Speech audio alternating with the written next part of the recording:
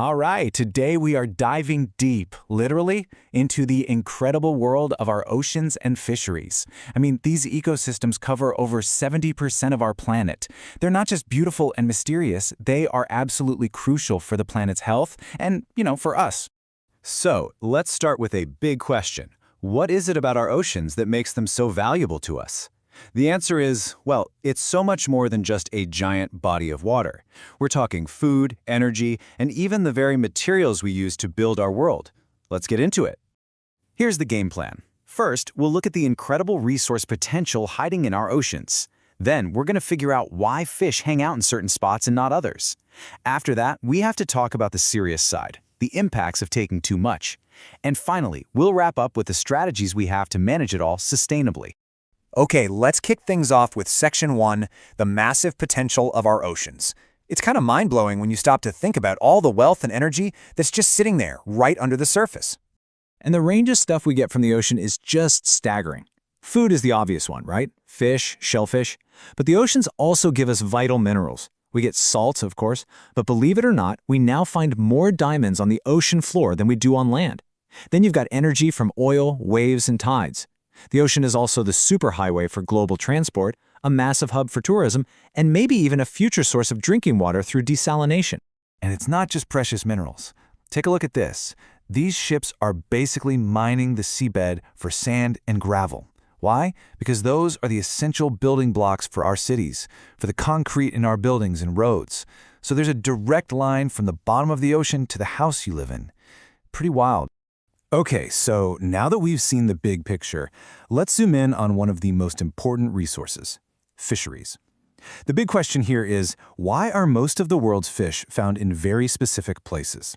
It is definitely not random, and the answer is all about biology. So here's the first big piece of the puzzle. Most marine life, and therefore our biggest fishing grounds, are found in these areas called continental shelves. These are just the relatively shallow parts of the ocean that surround land. The big question is, why here? What's so special about these spots? The answer starts with these little guys, phytoplankton. You can think of them as the microscopic grass of the sea.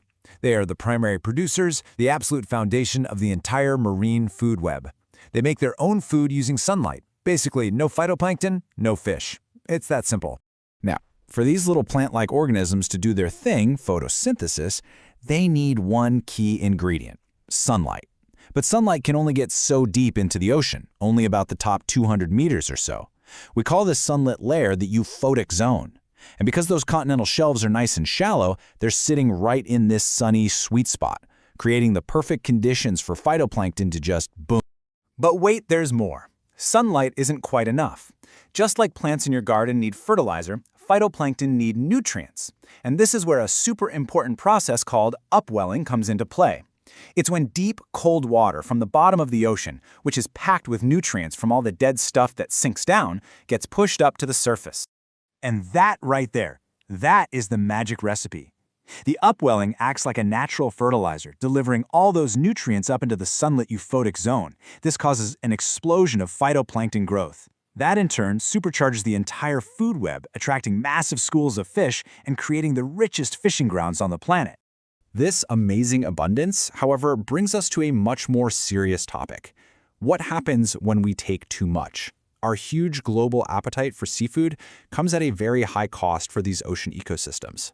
You really get a sense of the scale of the problem when you see modern fishing fleets in action. This is not just a guy with a fishing rod anymore. We're talking about massive, industrial operations. These fleets use advanced sonar to find fish with military precision and then use gigantic nets to catch amounts that are just hard to even imagine. And that industrial power leads us straight to the heart of the problem, overfishing. The definition is pretty straightforward, but it's really stark. It's when we are catching fish faster than they can reproduce and replace themselves. If you do that for too long, the population has nowhere to go but down. And it's not just the fish we're trying to catch that are affected. There's another huge problem called bycatch. See, those massive nets don't really discriminate. They just scoop up everything in their path. That means dolphins, sea turtles, sharks, and critically, young fish that haven't even had a chance to breed yet. And the most tragic part? Most of this bycatch is just considered waste and thrown back into the ocean, dead or dying. Let's just quickly look at the gear that causes so much of this damage. Trawl nets are dragged along the bottom, basically bulldozing delicate habitats like coral reefs. Drift nets are sometimes called walls of death because they just hang there like giant curtains, catching anything and everything that swims by. And dredge nets use these heavy metal frames that literally scrape and destroy the ocean floor. Okay, I know that sounds pretty bleak, but it's not all doom and gloom. This brings us to our really important final section. What can we actually do about it? Let's talk about the strategies we can use to manage our fisheries and build a more sustainable future. Sometimes the simplest solutions are the most effective. Check this out. It's all about the size of the holes in the net. A small mesh net, like the one on the left, catches everything, including the little baby fish. But if you enforce a larger mesh size, those young fish can swim right through, escape, and live to grow up and reproduce. It's a game changer for keeping the population healthy. Another really key management tool is setting quotas. Think of it like a strict budget for fish.